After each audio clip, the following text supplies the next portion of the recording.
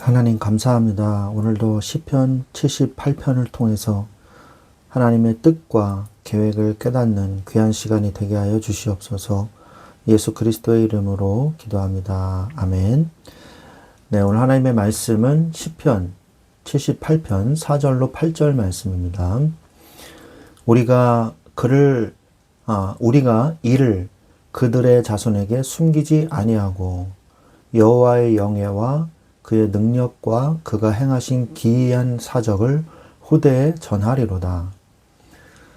여호와께서 증거를 야곱에게 세우시며 법도를 이스라엘에게 정하시고 우리 조상들에게 명령하사 그들의 자손에게 알리라 하셨으니 이는 그들로 후대 곧 태어날 자손에게 이를 알게 하고 그들을 일어나 그들의 자손에게 일러서 그들로 그들의 소망을 하나님께 두며 하나님께서 행하신 일을 잊지 아니하고 오직 그의 계명을 지켜서 그들의 조상들 곧 완고하고 패역하여 그들의 마음이 정직하지 못하며 그 심령이 하나님께 충성하지 아니하는 세대와 같이 되지 아니하게 하려 하심이로다.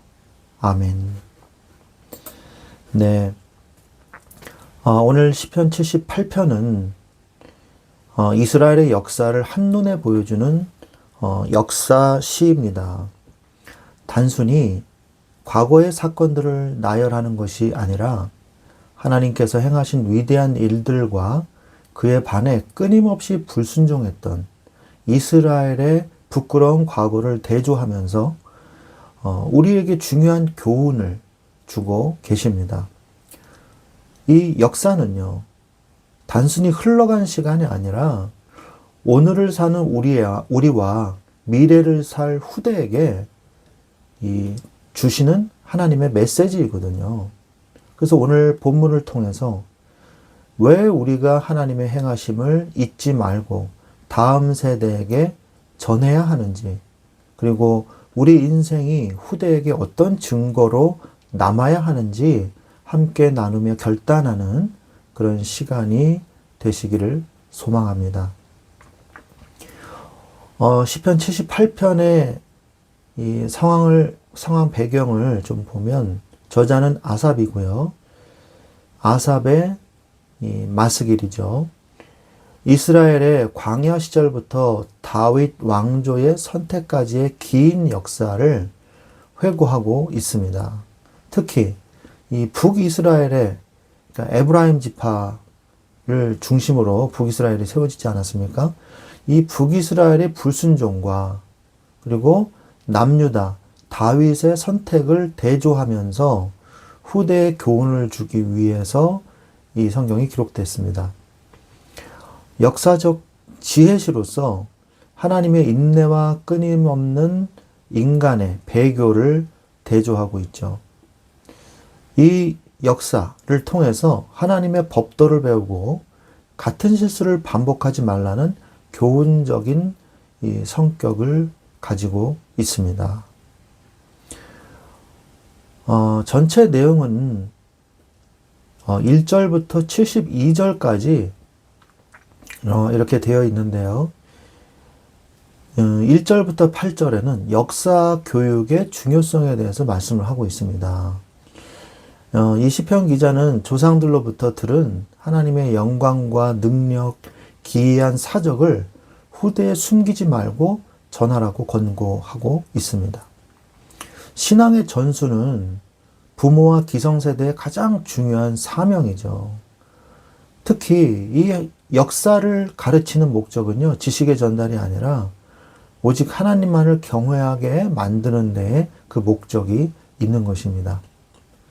자, 이제 9절부터 41절까지는 조상들의 불신앙과 배교에 대해서 열거하고 있죠. 출애굽과 광야에서 보여주신 수많은 기적에도 불구하고 이스라엘은 끊임없이 하나님을 시험하고 원망하고 불신앙했죠. 만나와 메추라기를 주셨음에도 탐욕을 부렸고요. 하나님의 권능을 잊어버렸어요. 그들의 회개는 일시적이었고 마음은 정함이 없었습니다. 기적을 체험하는 것보다 중요한 것은요, 하나님의 인격과 약속을 신뢰하는 거예요. 하나님과 교제하는 거예요. 반복되는 불신앙과 그리고 불순종의 이 고리를 끊으려면요, 하나님의 은혜를 되새기는 것밖에 없습니다. 마지막으로 42절에서 72절은 하나님의 징계와 다윗을 선택하시는 내용이 나옵니다. 하나님은 조상들의 배교에 진노하사 실로의 성막을 버리셨고요. 백성을 대적의 손에 넘기셨습니다. 그러나 다시 일어나사 유다 지파와 시온산을 택하시고 양의 우리에서 다윗을 택하여 이스라엘의 목자로 세우셨습니다. 다윗은 마음의 성실함과 손의 공교함으로 그들을 지도합니다. 인간의 실패에도 불구하고 하나님의 구원의 역사는 중단되지 않습니다. 하나님은 이 믿음을 가진 자들을 통해서 다시 한번 하나님의 언약을 회복시키고 후대에게 전달하게 하시는 것입니다. 좀 더 우리가 깊이 말씀을 좀 묵상을 해보면요, 완고하고 패역한 세대에 대해서 말씀을 하고 있죠. 이스라엘 조상들은요, 홍해가 갈라지는 기적을 보고도 광야에서 만나와 메추라기를 먹으면서도 금방 하나님을 원망하고 배반했어요. 자기 입에 만나와 메추라기를 집어넣으면서 씹으면서 하나님을 배반했단 말이에요. 참, 그들의 마음은요, 하나님께 뿌리를 내리지 못하고 상황마다 요동치며 원망을 하기에 일쑤였어요. 이러한 패역함은 단순히 개인의 잘못으로 끝나지 않고요, 공동체 전체를 영적 불신앙으로 몰아넣었다는 거예요. 전체를 위험에 빠뜨린 거죠. 이 불신앙의 뿌리는요, 망각에 있다는 걸 우리는 잊지 말아야 됩니다. 하나님께서 베푸신 기적과 은혜를 잊어버릴 때 인간은 교만해지거나 환경 앞에 아주 비겁해지는 거예요. 이 조상들의 실패는 하나님의 능력이 부족해서가 아니라 그들의 심령이 하나님께 충성하지 않았기 때문이죠. 그 언약을 배반한 결과는 어떻게 됩니까? 37절에 보니까 이는 하나님께 향하는 그들의 마음이 정함이 없으며 그의 언약에 성실하지 아니하였음이로다 라고 말씀하고 계세요. 하나님과 맺은 언약을 가볍게 여기는 태도는 결국 배교로 이어진다는 것입니다. 입술로는 하나님을 섬긴다고 말은 번드러지게 잘하죠. 그런데 그들의 마음은 이미 세상을 향해 있었던 거예요. 마음에 정함이 없는 신앙은 결정적인 순간에 하나님을 등져버리는, 배교하는 일을 서슴지 않는 것입니다. 이스라엘은 또한 가나안 이 땅의 풍요와 우상 숭배에 물들어서 하나님의 거룩한 백성이라는 정체성을 점차 잃어가기 시작했어요. 하나님의 말씀보다 세상의 문화를 더 신뢰했던 그들의 모습은요, 오늘날 우리에게도 강력한 교훈이 되는 것입니다. 그리고 하나님은 이 모습을 보시면서 하나님은 결국 징계의 회초리를 드실 수밖에 없었죠. 하나님께서는 징계의 회초리를 드심과 동시에 다윗을 선택하신 거예요. 그래서 실로의 성막을 버리셨다고 그랬죠. 60절에. 이스라엘이 계속해서 우상을 숭배하고 범죄하자 하나님은 오랫동안 임재의 상징이었던 실로를 버리셨습니다. 하나님의 임재가 떠난 곳에는 더 이상의 보호와 영광이 머물지 않았어요. 이는 하나님께서 형식적인 종교의식보다 중심의 거룩함을 원하신다는 사실을 보여주고 계시는 것이죠. 하나님은 교만한 자들을 대적의 손에 넘기심으로 그들이 의지하던 힘이 얼마나 허망하게 무너져 버리는지 깨닫게 하셨습니다. 징계는 미움의 표시라기보다는 다시 하나님께로 돌이키게 하시려는 아픈 사랑의 채찍이라는 것을 우리는 기억해야 돼요. 그래서 하나님은요, 다윗을 양의 우리에서 택하셨다고 기록하고 있죠. 하나님은 실패한 이스라엘을 완전히 버리지 않으시고요. 베들레헴 들판에서 양을 치던 초라한 목동 다윗을 선택하셨습니다. 하나님의 선택은 인간의 배경이나 자격에 있지 않습니다. 오직 하나님의 주권과 하나님의 은혜에 달려 있는 거예요. 하나님은 가장 낮은 곳에 있는 자를 들어서 하나님의 새로운 역사를 쓰시는 것입니다. 하나님이 72절에 그들을 세우신 목적이 나오거든요. 다윗은 하나님 앞에서 정직한 마음과 맡겨진 사명을 감당할 실력을 겸비한 지도자였습니다. 그래서 손에 능숙함으로 그들을 지도하였도다 이렇게 말씀하고 계시잖아요. 하나님은 다윗을 통해 이스라엘을 올바른 길로 인도하게 하신 것이죠. 그래서 무너진 언약의 관계를 다시 회복시키는 역할을 하도록 하신 것입니다. 그래서 오늘 말씀에 제일 중요한 교훈이 뭐예요? 후대에게 증거를 남기라는 거예요. 안 그러면 또 똑같은 잘못을 반복하기 때문입니다. 여러분, 나는 하나님 앞에 부끄럼 없이 신앙생활을 해왔는가?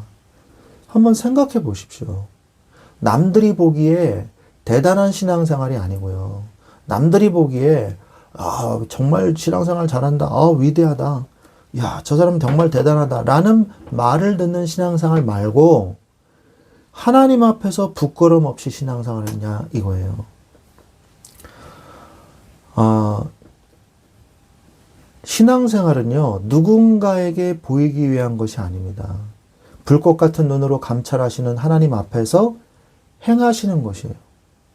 조상들처럼 마음이 삐뚤어지진 않았는지, 나의 충성이 오직 하나님 한 분을 향하고 있는지, 날마다 말씀 앞에서 정직하게 점검받아야 되는 거예요. 그러면서 교회 안에서의 모습과 세상 속에서의 모습이 일치해야 되는 거예요. 교인들 앞에서는 거룩한 척, 주여 이러고 세상에 나아가서는 음란한 짓을 벌이고 범죄를 서슴지 않는, 그러면서 겉으로는 오직 복음이면 다 됩니다. 이렇게 거짓말을 일삼는. 사람 앞에서는 대단해 보일 수 있어요. 그러나 하나님은 속일 수 없죠. 하나님 앞에서 그래서 부끄럽지 않게 우리가 삶과 신앙이 일치해야 된다는 것입니다. 내 삶의 모든 선택이 하나님의 말씀을 기준으로 삼고 있는지 돌아보고, 또 하나님 앞에 부끄럽지 않은 진실한 성도로 우리가 서야 되는 것입니다. 나는 후대에게 하나님만 섬겼노라고 선포할 수 있습니까? 후대에 전할 기이한 하나님의 이 역사하심을 여러분이 고백할 수 있습니까? 우리의 자녀와 후배들이 우리를 기억할 때, 우리의 선배는, 신앙의 선배는 정말 하나님만 사랑했던 사람이야. 이렇게 말할 수 있어야 되는 것이죠. 우리가 전해야 할 것은요, 성공의 비결이 아니라 내 삶에 역사하신 하나님의 권능과 은혜의 이야기여야 되는 거예요. 7절에 그들로 그들의 소망을 하나님께 두며 하나님께서 행하신 일을 잊지 아니하고 오직 그의 계명을 지켜서, 이 말씀이 있죠. 우리가 남길 최고의 유산은요, 후대들이 세상을 의지하지 않고 오직 하나님께만 소망을 두게 하는 것입니다. 후대가 하나님을 잘 믿는 거예요. 그게 우리의 소망이죠. 하나님의 말씀을 가르치고 그 말씀대로 살아가는 본을 보임으로써 다음 세대가 하나님께 충성하는 세대로 일어나게 해야 하는 것입니다. 여러분, 역사는 반복됩니다. 우리가 조상들의 실패를 기억하지 못하면 우리도 똑같이 완고하고 패역한 길을 걷게 돼요. 그러나 우리가 하나님의 행하신 기이한 일들을 마음 깊이 새기고 또 이 은혜를 후대에게 전한다면 우리는 다윗처럼 하나님의 마음을 시원하게 해드리는 세대가 될 수 있습니다. 내 삶이 후대에게 하나님을 만나는 통로가 되고 오직 주님께만 소망을 두게 하는 살아있는 증거가 되기를 결단하십시오. 우리가 남긴 믿음의 흔적을 따라서 다음 세대가 하나님의 영광을 노래하며 일어나는 기적이 나타나게 될 것입니다. 이러한 믿음의 이 축복을 통하여 언약을 하나님 앞에 잡고 언약을 누림으로 후대 앞에 부끄럼 없는 믿음의 조상, 믿음의 선배가 되시기를 우리 주 예수 그리스도의 이름으로 간절히 축원드립니다. 아멘.